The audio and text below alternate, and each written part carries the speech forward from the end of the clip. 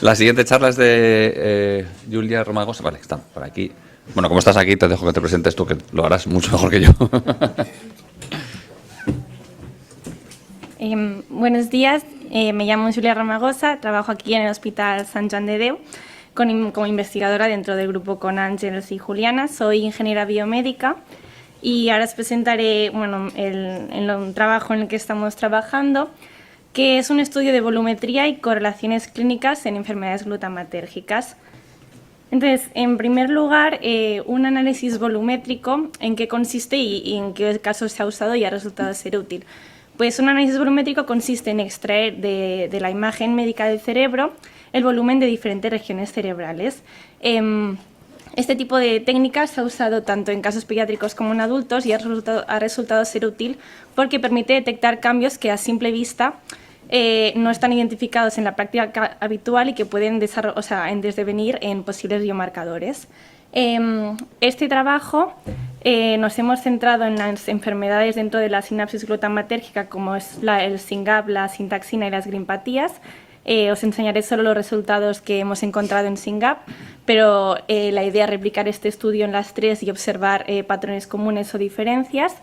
Y la principal dificultad es que los algoritmos que existen de segmentación están desarrollados para adultos, y entonces tenemos que adaptarlos al caso del cerebro pediátrico para que se adapten bien y podamos extraer bien los volúmenes de las regiones cerebrales.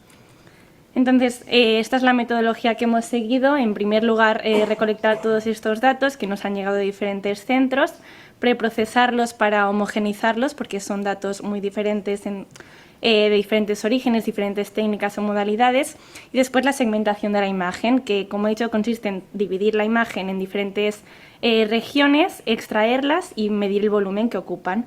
Estos volúmenes se normalizan para que la diferencia entre edades quede más normalizada y se divide entre el volumen total del cerebro. Entonces tenemos lo que ocupa una estructura cerebral en relación al volumen total. Estos volúmenes que obtenemos se comparan con controles de la misma edad y sexo y visualizamos si hay diferencias entre el paciente control y el paciente SYNGAP en este caso. Otra cosa que podemos hacer cuando ya hemos extraído estos volúmenes es correlacionarlos con los propios síntomas de los pacientes para ver si hay alguna asociación entre una región y un síntoma. Esta es una imagen ilustrativa donde se ven las tres estructuras o tejidos cerebrales principales, que es la sustancia blanca, la sustancia gris y el líquido cefalorraquídeo, y las hemos dividido en 178 regiones según dos atlas que ya están validados en literatura. En esta diapositiva muestro un poco como los resultados preliminares. A forma ilustrativa, en la gráfica lo que se ve es la diferencia entre los volúmenes de los pacientes y los volúmenes controles, y como podéis ver en la gráfica hay diferentes regiones que realmente hay una diferencia con el control. Ahora os iré enseñando un poco uno a uno los patrones que hemos podido identificar. En primer lugar, hemos visto un déficit de sustancia blanca y un aumento bastante notable de los ventrículos. La sustancia blanca, su principal función es dar conectividad entre diferentes estructuras cerebrales y, por tanto, según en literatura también se ha encontrado que un déficit en sustancia blanca se correlaciona con dificultades en comunicación social y en comportamientos repetitivos. A la vez, el agrandamiento de los ventrículos es un hallazgo bastante típico en varias enfermedades del desarrollo, y lo que nos está diciendo es que hay un desarrollo atípico del cerebro. Además, también se ha relacionado con un déficit en sustancia blanca, por lo tanto, provocando una menor integridad de la sustancia blanca y afectando a la conectividad y a las funciones cognitivas. Otro patrón que hemos observado es un déficit en el sistema límbico, en tres áreas en concreto, que es el área entorrinal, la amígdala y el giro parahipocampal. El sistema límbico, su función principal es el control de emociones y la memoria, y por tanto este déficit en literatura también se ha encontrado como dificultades en el comportamiento social y la regulación emocional y de la memoria. Otro patrón, en este caso, es un déficit del cerebelo y un aumento de los ganglios basales. Estas dos estructuras tienen funciones cognitivas, pero también tienen funciones motoras. En concreto, el cerebelo en literatura se ha reportado que un déficit cerebelar provoca déficits motores, aparte de cognitivos, Y en concreto, en los ganglios basales, un aumento de volumen de estos ganglios lo que provoca es una dificultad en la coordinación de los movimientos y un aumento de comportamientos repetitivos. Otro hallazgo importante ha sido que hemos encontrado un aumento generalizado de la sustancia gris en los lóbulos frontal, occipital, temporal y parietal. Este aumento bastante general, bueno, cada uno de estos lóbulos está relacionado con una función en concreto, el frontal con procesos cognitivos superiores, el temporal con el lenguaje y la audición, el parietal con la integración sensorial y el occipital con la visión. Este hallazgo es relevante ya que diversos estudios lo han asociado con los síntomas del autismo y estos hallazgos se han detectado en bastantes pacientes con trastorno autista, por tanto se relaciona con los síntomas propios del autismo y se relaciona también con SYNGAP ya que es una característica bastante común. Una vez ya hemos extraído todas estas, hemos comparado los volúmenes con los controles, lo que hacemos es relacionarlo con los síntomas de los pacientes para ver si hay alguna región que, por ejemplo, aumenta de volumen a medida que aumenta la frecuencia del síntoma. Lo que hemos visto es que hay una mayor regresión del desarrollo cuando el volumen del cerebelo es más pequeño. Todos estos hallazgos que reportamos también se han visto en literatura.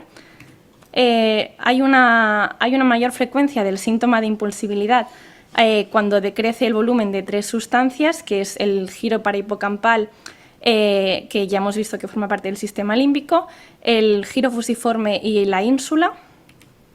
Y también, como hemos visto antes con los controles, hay un aumento de los rasgos autistas cuando aumenta el volumen de la sustancia gris cortical, aumenta el volumen del giro cingulado y disminuye el volumen de la vermis, que es una parte del cerebelo. Otro hallazgo importante es que la severidad de la discapacidad intelectual aumenta a medida que disminuye el volumen de la amígdala, que pertenece al sistema límbico. En conclusión, estos datos son preliminares. Nuestro objetivo es replicar estos hallazgos tanto en SYNGAP, tanto en las gripatías como en la sintaxina, ver si estos patrones se repiten en los grupos o si hay diferencias entre ellos, y también en la parte de correlaciones clínicas, al aumentar el número de pacientes, ver si se siguen manteniendo. Lo importante y el mensaje que queremos dar es que hay posibles... hemos encontrado unas diferencias entre el volumen de los pacientes de SYNGAP y el volumen de los controles en ciertas regiones que son importantes para el desarrollo, y hay ciertas regiones que parecen estar más relacionadas con algunos síntomas. Por tanto, esto podría llevarnos a encontrar posibles biomarcadores para un mejor diagnóstico, seguimiento y para evaluar la respuesta a diferentes tratamientos.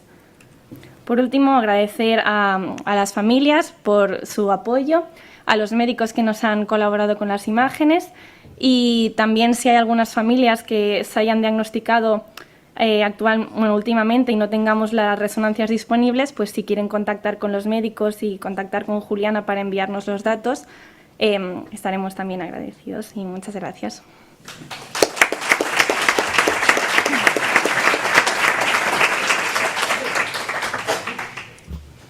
¿Tenéis alguna pregunta? ¿Alguno? Vamos pasando el micro. ¿En el chat hay alguna, Paco? ¿No? Vale.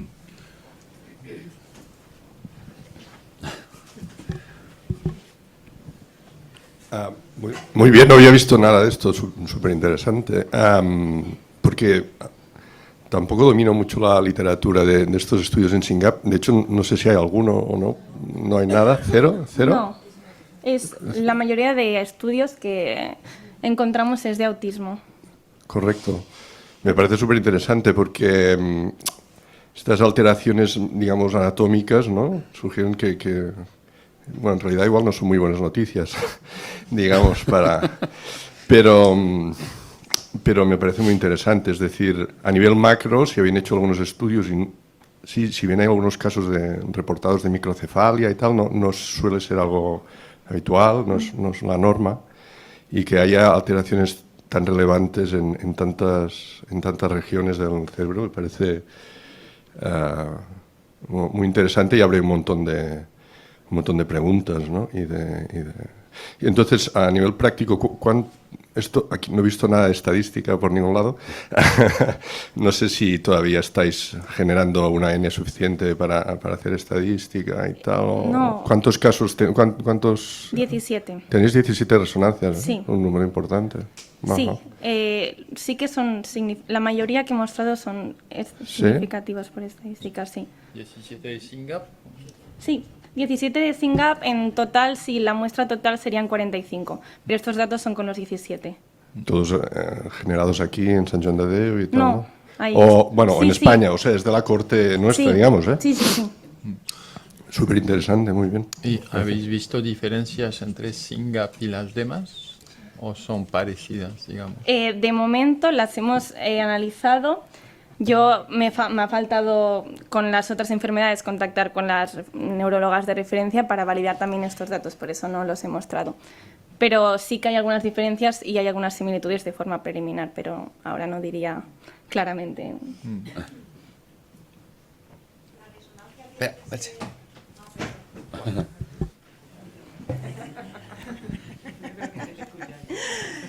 Sí, que estamos hablando por aquí que si la resonancia tiene que ser de o sea, de la diurna, ¿ese es el electro? No, no, perdón, estoy confundida. Ese es el electro, ¿verdad? Son Sí. resonancias Sí. sencillas. Sí. Vale. O la normal. Ah, ¿contraste o normal? No, normal. Hay una pregunta desde el chat. Sí, mientras que voy, la leo. Nos preguntan por el chat de Zoom. Nosotros tenemos el diagnóstico desde marzo y no tenemos resonancia del cerebro del niño. ¿Eso debería de hacerlo? ¿Se lo tendríamos que pedir al neurólogo? Sí, que responda.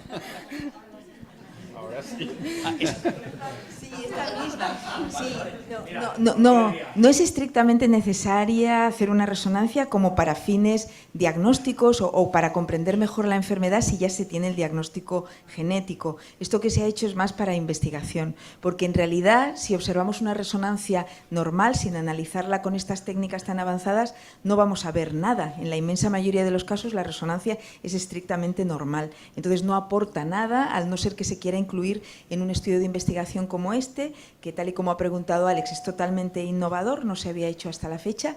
En realidad hay pocas enfermedades del sistema nervioso pediátrico, ¿no?, del neurodesarrollo, que se estén analizando de esta manera, y es algo que contribuye, yo creo, de una manera interesante al menos al conocimiento, ¿no?, de cómo evoluciona un cerebro desde el punto de vista de los volúmenes de las diferentes regiones, de las diferentes áreas, qué está más afectado, y lo que pudiera ser una pregunta muy bonita para responder o para comprender mejor es cómo esto va evolucionando a lo largo del tiempo, porque aquí hemos hecho un corte, pero tendríamos que tener, si fuera posible, resonancias a diferentes edades para ver cómo esto es dinámico y va cambiando, ¿no? Y también si algunos tratamientos en un momento determinado pudieran mejorar esa evolución que a lo mejor no nos gusta porque hay un área que no nos gusta que pierda volumen. Entonces, como definirlo como parte de una característica y de un rasgo muy importante de esta patología, pues ya es un paso muy interesante y nuevo. Entonces, sí, animar a las familias, si tienen resonancias, si las pueden compartir, entrarán en el estudio. Si no, no es necesario estrictamente, al no ser que pues, quieran participar en el estudio. Sí. Otra cosa interesante es la afectación de la sustancia blanca, porque aquí pensamos, ¿no?, es una patología muy de sinapsis glutamatérgica. No sé, Alex, igual lo puedes comentar si esto también se afecta en glía, en oligodendrocitos, también está expresado, SYNGAP. Sí lo está, vale. Entonces ahí ya podíamos entender. Si no, a lo mejor, bueno, pues ahí haría otras interacciones. Hay otra preguntita por aquí, ahora si quieres pedir paso a...